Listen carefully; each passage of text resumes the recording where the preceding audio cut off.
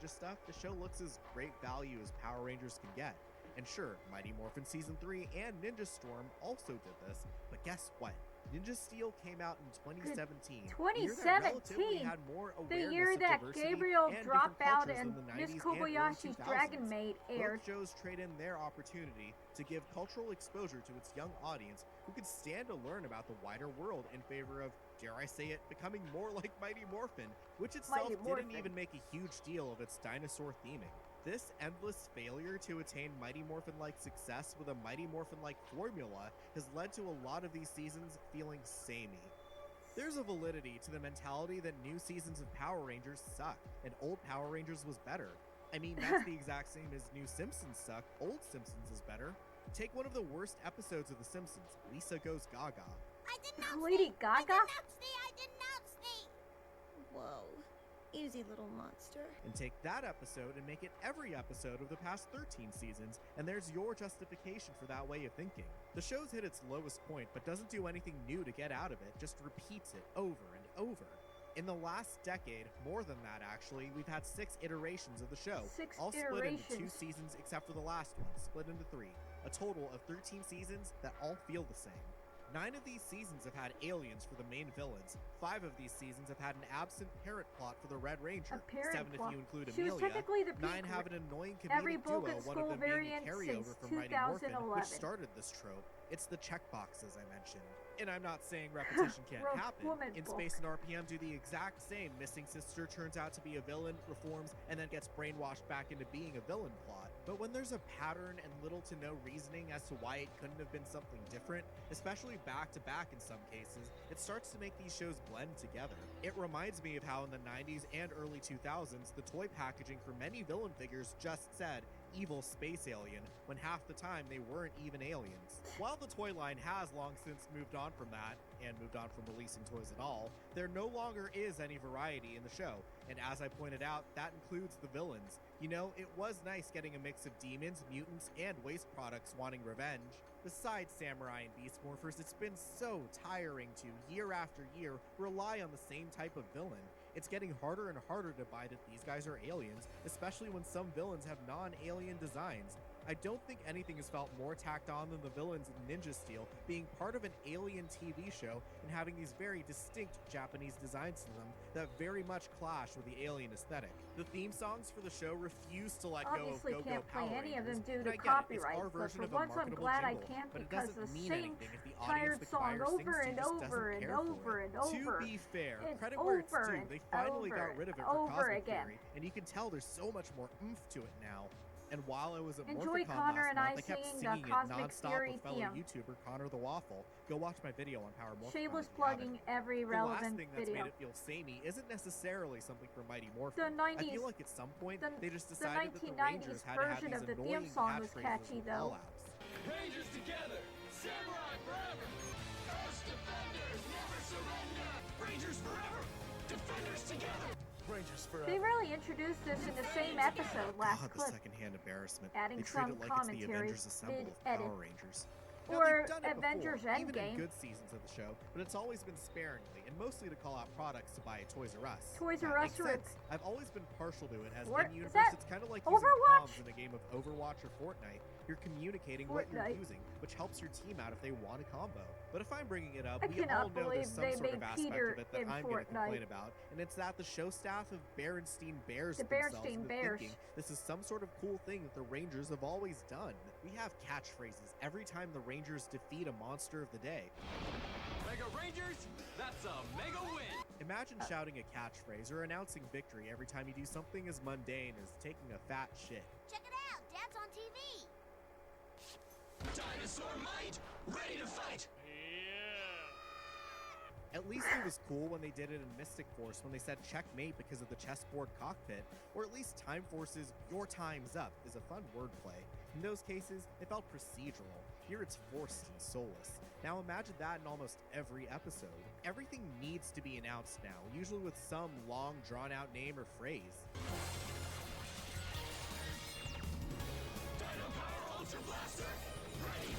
Even the most mundane actions get callouts. Mundane Dino action Charge was scenes. the worst with this. This no problem for Kingman strength.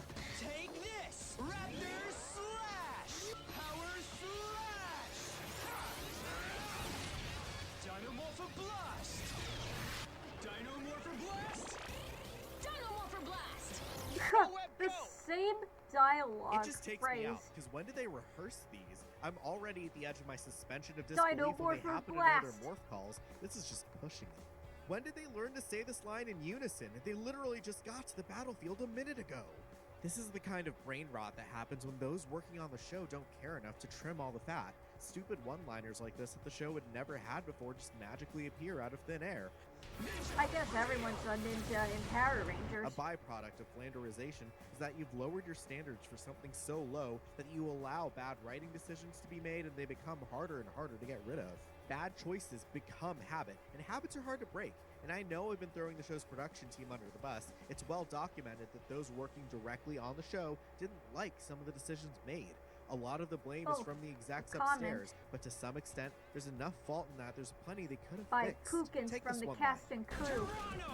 Is Is that on IMDb? Just the line delivery is bad, not because they couldn't get the original Dino Thundercast to do ADR, but mispronouncing Tyranno? Like, who says Tyranno like that? Tyranno. Like Tyrannosaurus?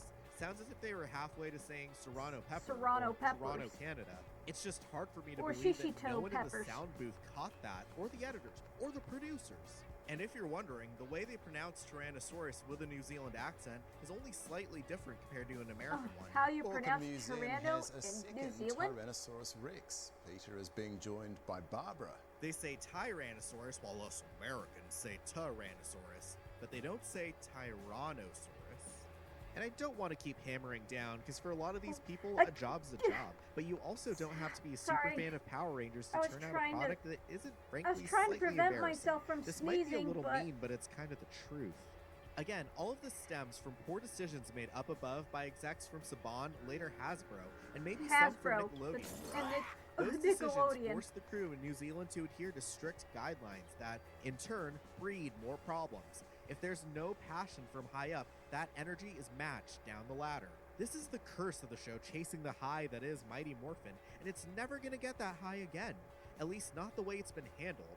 Out of that, they did this for years. It's the same mistakes over and over again. So there were two big reasons I made this video. First is that I had this absurdly long conversation with someone a few years back on my Discord server about how modern Power Rangers is Flanderization. The other person was saying that it wasn't Flanderization, which is fine, and went on this tiresome back and forth only for them to say they didn't understand what Flanderization was and gave no indication they knew. As frustrating as that conversation was, I'm more mind-boggled that someone would engage in discourse over a concept they self-admittedly said they didn't understand.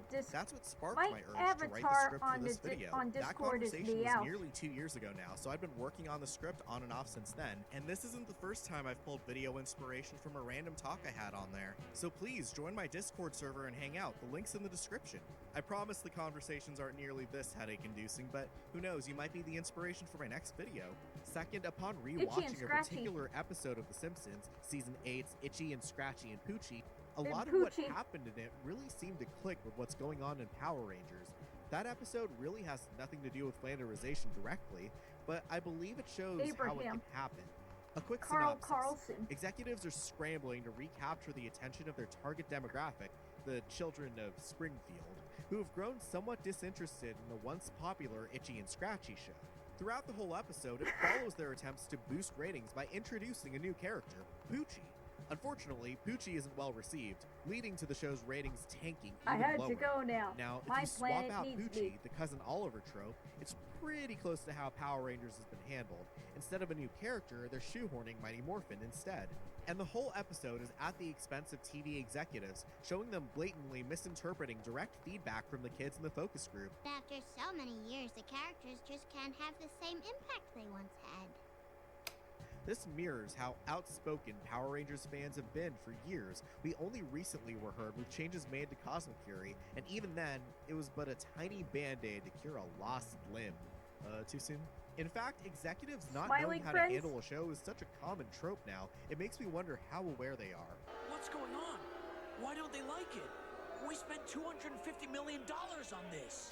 I'm afraid to say, wanting to do Mighty Morphin over and over again, that's here to stay. The fans want more than that. They want to see other seasons get love too, but we've also seen how non-Mighty Morphin merchandise shelf warms at stores. There's some truth in that, but it's all a problem created by executives in the first place by not pushing those seasons when they were at their prime and exacerbating certain ones over others. The longer we go from seasons like Time Force or RPM, the harder it is down the line to justify putting more effort into it. So I propose a compromise. Mighty Morphin is gonna happen again. Despite being tired of it, I'm willing to bet most fans would be okay if it went in the right direction. Don't just give us a show that's one-to-one with the 90s. It felt like Once and Always was trying to break free of that, but couldn't. Take Mighty Morphin and do something new with it. Give us compelling plots, make us care about the characters, produce a show that's competent and wouldn't be embarrassing to watch in the current year. Show that Power Rangers has more layers than what people can think of. Don't reduce it to the most basic idea. Take inspiration from other seasons for their quality, rather than using its most lucrative era as a blueprint. None of this is new. High-quality writing can be found in the show's massive back catalog outside of Mighty Morphin. Look at the Boom Studios comics. The writers there have shown how much they can elevate the franchise's storylines in ways they've never done before. Even though they've been doing Mighty Morphin, the comics have shown that they can go farther than what the show's attempted to do and failed at. There's respect in trying something new and elevating the show and taking it to new places it hasn't gone before. Dino Fury had a night theme on top of dinosaurs, but did nothing with it. The one upside of the franchise being shelved for the time being is that I feared the production process on the show in New Zealand had been Flanderized. Yeah, I'm using the term quite liberally at this point, and I've stopped bringing The Simpsons into this as heavily as I did in the first part. But when a television production has continued to work in the way it has for over a decade, it's harder to recover the quality lost than it is to cut corners or not pay attention to detail. Perhaps it's for the best to stop, so that if the show ever comes back, it can start on a clean slate. And I admit, it was certainly a stretch to use the next door neighbor Reno as a framing device to talk about the Ranger Renos, but I hope some of my comparisons and ideas weren't lost in the flanslation. We should thank our lucky stars. They're still putting on a program of this caliber after so many years. What else is on? Oh, I didn't know you have a Twitch account, X and TikTok. Yeah, I think we all miss the 1990s version of the Power Rangers besides the other seasons.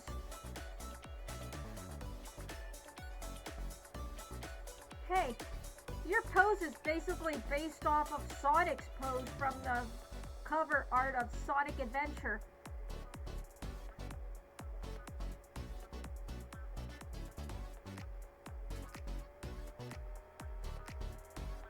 Well, that was my reaction to the Flanderization of Power Rangers, a caricature of Mighty Morphin by Mint Berry. Hope you enjoyed my reaction. If you'd like me to react to more reviews on Power Rangers and other Japanese Sentai shows like this, comment down below. Another reminder, do you really want me to watch and react to Pokemon? Comment down below.